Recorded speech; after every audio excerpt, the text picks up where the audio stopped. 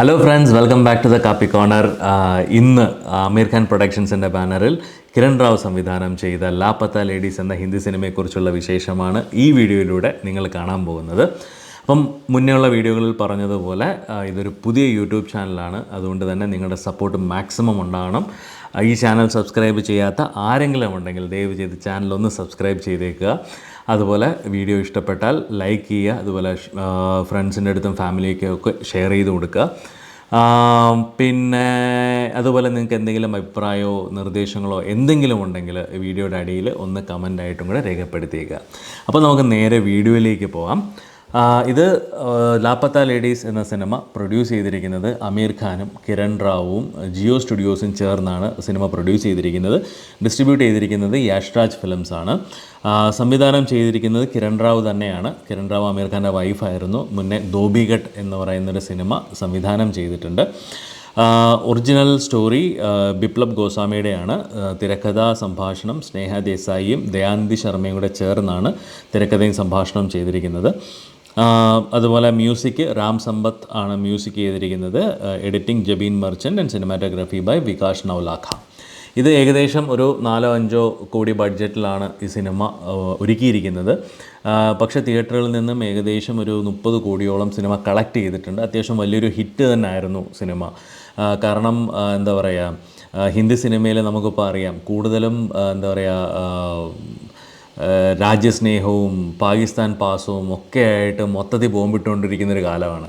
അപ്പോൾ അതിനിടയ്ക്ക് ഇത്തരത്തിലുള്ളൊരു കുഞ്ഞു സിനിമകൾ വന്നിട്ട് വലിയ ഹിറ്റാകുന്നുണ്ട്. 1-2 ഉദാഹരണങ്ങളുണ്ട് ഈ അടുത്ത് വന്ന സിനിമകളിൽ.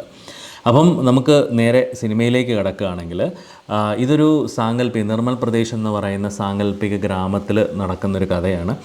അവിടെ ദീപക് എന്ന് പറയുന്നൊരു കർഷകൻ അദ്ദേഹം ഒരു കല്യാണം കഴിച്ച് സ്വന്തം ഭാര്യയെ വീട്ടിലേക്ക് കൂട്ടിക്കൊണ്ടുവരികയും എന്നാൽ വീട്ടിലെത്തുമ്പോഴാണ് അദ്ദേഹത്തിന് മനസ്സിലാകുന്നത് തൻ്റെ കൂടെ വന്നത് അദ്ദേഹം കല്യാണം കഴിച്ച സ്ത്രീയല്ല, മറ്റൊരു സ്ത്രീയാണ് അദ്ദേഹത്തിൻ്റെ കൂടെ ഉള്ളത് എന്ന് തിരിച്ചറിയുകയും പിന്നെ അദ്ദേഹത്തിൻ്റെ ഭാര്യയെ തേടി അദ്ദേഹം നടക്കുന്നതും അതുപോലെ കൂടെ വന്ന സ്ത്രീ ആരാണ് എന്നൊരു മിസ്റ്ററി ഉണ്ടാകുകയും അവരെ ചുറ്റിപ്പറ്റി കുറച്ച് സംഭവങ്ങൾ ഉണ്ടാകുകയും ഒക്കെ ചെയ്യുന്ന ഒരു കഥയാണ്. ഒക്കെ ഉള്ളൊരു കഥയാണ് ലാപത്ത ലേഡീസ് എന്ന് പറയുന്നത്.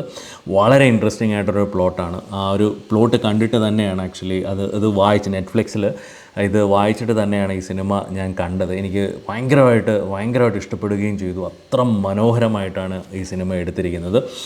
ഇതിൽ ഈ 2 സ്ത്രീകൾ, ഒന്ന് ഭൂൽകുമാരിയായിട്ട് അഭിനയിച്ചിരിക്കുന്നത് നിതാൻഷി ഗോയലും അതുപോലെ പുഷ്പ റാണിയായിട്ട് അഭിനയിച്ചിരിക്കുന്നത് പ്രതിഭ രണ്ടേയുമാണ്. 2 പേരും അടിപൊളി അഭിനയമായിരുന്നു. ഈ സിനിമയിലൊരു ഡയലോഗുണ്ട്, അവസാനം പറയുന്നൊരു ഡയലോഗുണ്ട്. അതായത് സ്വപ്നം കാണാൻ നമുക്ക് സ്വപ്നം കാണാനായിട്ട് നമ്മൾ മാപ്പ് പറയേണ്ട ആവശ്യമില്ല. You should not say sorry for seeing a dream എന്നൊരു വാചകമുണ്ട് സിനിമയിൽ. അത് അക്ഷരം പ്രതി ശരിയാണ്. കാരണം ഇതിൻ്റെ ഒരു പ്രധാന പ്ലോട്ട് എന്ന് പറയുന്നത് ഇതൊരു സ്ത്രീപക്ഷ സിനിമയായിട്ടാണ് എനിക്ക് ഫീൽ ചെയ്തത്. ഇതൊരു പ്രധാന പ്ലോട്ട് എന്ന് പറയുന്നത് നമ്മൾ നോർത്ത് ഇന്ത്യൻ ഗ്രാമത്തിലൊക്കെ കണ്ടിട്ടുണ്ട്, അല്ലെങ്കിൽ നമ്മുടെ പണ്ട് പൂർവികരൊക്കെ പറയുന്നത് നമ്മൾ കേട്ടിട്ടുണ്ട്. കാരണം കല്യാണം കഴിഞ്ഞ് കഴിഞ്ഞാൽ ഭാര്യ ഭർത്താവിൻ്റെ കാര്യങ്ങൾ നോക്കി വീട്ടിൽ ഒതുങ്ങിക്കൂടണം എന്ന് പറയുന്ന ഒരു തോട്ടുണ്ടായിരുന്നു പണ്ട്. ഇപ്പോൾ അതൊക്കെ മാറിയിട്ടുണ്ട്. ഇപ്പോൾ ഒരുപാട് മാറി. സ്ത്രീകൾ അവരവരുടെ ഇൻഡിപെൻഡൻ്റായിട്ട് അവർ ജോലി സമ്പാദിച്ച് ഇൻഡിപെൻഡൻ്റായിട്ട് ജീവിക്കാനുള്ള കേപ്പബിലിറ്റി ഇപ്പം അവർ ആ രീതിയിലേക്ക് അവർ മാറിയിട്ടുണ്ട്. പക്ഷേ പണ്ട് കാലങ്ങളിൽ അതുപോലെ അല്ലായിരുന്നു. അങ്ങനൊരു തോട്ട് തന്നെയാണ് ഈ സിനിമയുടെയും ബേസിക് കോൺസെപ്റ്റ് എന്ന് പറയുന്നത്. 2 സ്ത്രീകളെ കമ്പയർ ചെയ്യുന്നതും ആ രീതിയിലാണ്. ഒരാളെ പഠിപ്പിച്ചും ഒരാളെ പറഞ്ഞ് മനസ്സിലാക്കി, അല്ലെങ്കിൽ ഒരു സ്ത്രീ വളർന്ന രീതി എന്ന് പറയുന്നത് ഭർത്താവിൻ്റെ കാര്യങ്ങൾ നോക്കി ഭർത്താവിൻ്റെ പേര് പോലും പറയാൻ പാടില്ല എന്നുള്ള രീതിയിൽ വളർന്ന ഒരു സ്ത്രീയും, അതുപോലെ മറ്റൊരു സ്ത്രീ എന്ന് പറയുന്നത് അവർക്ക് ഇത്തരത്തിലുള്ളൊരു സാഹചര്യത്തിൽ വളർന്നതാണെങ്കിൽ കൂടി അവർക്ക് വിദ്യാഭ്യാസം വേണം, വലിയൊരു ജോലി വേണം, അതുകൊണ്ട് കുറേ മാറ്റങ്ങൾ ഉണ്ടാകണം എന്ന് ആഗ്രഹിക്കുന്ന ഒരു സ്ത്രീയും. ഇങ്ങനെയാണ് ഈ 2 സ്ത്രീകളെ ഇവർ പ്ലേസ് ചെയ്തിരിക്കുന്നത്. അപ്പം എങ്ങനെയാണ് അവരുടെ ലൈഫ് മുന്നോട്ട് പോകുന്നത് എന്നുള്ളതും എങ്ങനെയാണ് അവർ ഇൻഡിപെൻഡൻ്റ് ആകാൻ പറ്റുന്നതും ഇൻഡിപെൻഡൻ്റ് ആകുമോ ഇല്ലയോ എന്നൊക്കെയുള്ളതാണ് ഈ സിനിമയുടെ ഒരു പ്രധാന തോട്ട് പോയിൻ്റ്. വളരെ മനോഹരമായിട്ടാണ് സിനിമ എടുത്തിരിക്കുന്നത്. വളരെ അടിപൊളിയായിട്ട് എടുത്തിട്ടുണ്ട്. രണ്ട് സ്ത്രീകളും അടിപൊളിയായിട്ട് അഭിനയിച്ചിട്ടുണ്ട്.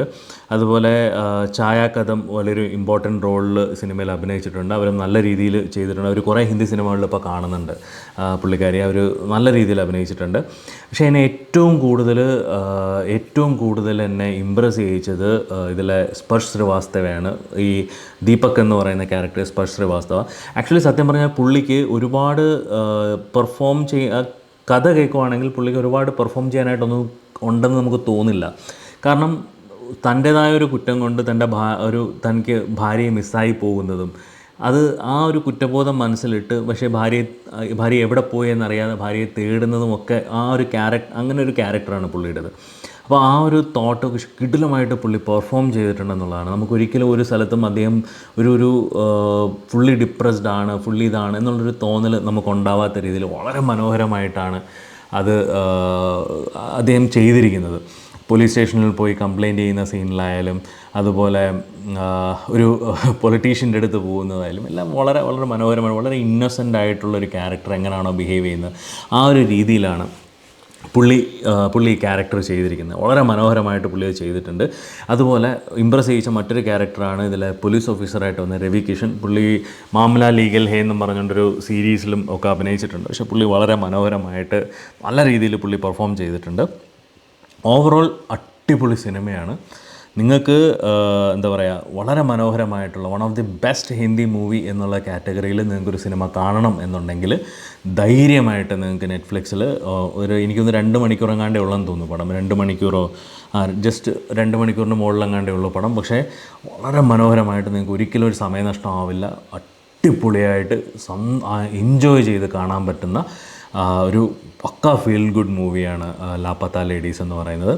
നിങ്ങൾക്ക് പറ്റുവാണെന്നുണ്ടെങ്കിൽ എത്രയും പെട്ടെന്ന് നിങ്ങൾ സിനിമ കാണുക. കണ്ടിട്ട് നിങ്ങളുടെ അഭിപ്രായം എന്താണെന്നുള്ളത് ഈ വീഡിയോയുടെ അടിയിൽ നിങ്ങളൊന്ന് രേഖപ്പെടുത്തിയേക്കുക. അപ്പം മറ്റൊരു സിനിമയുടെ വിശേഷവുമായിട്ട് നമുക്ക് വീണ്ടും ഉടനെ കാണാം. അതുവരേക്കും ബൈ ബൈ.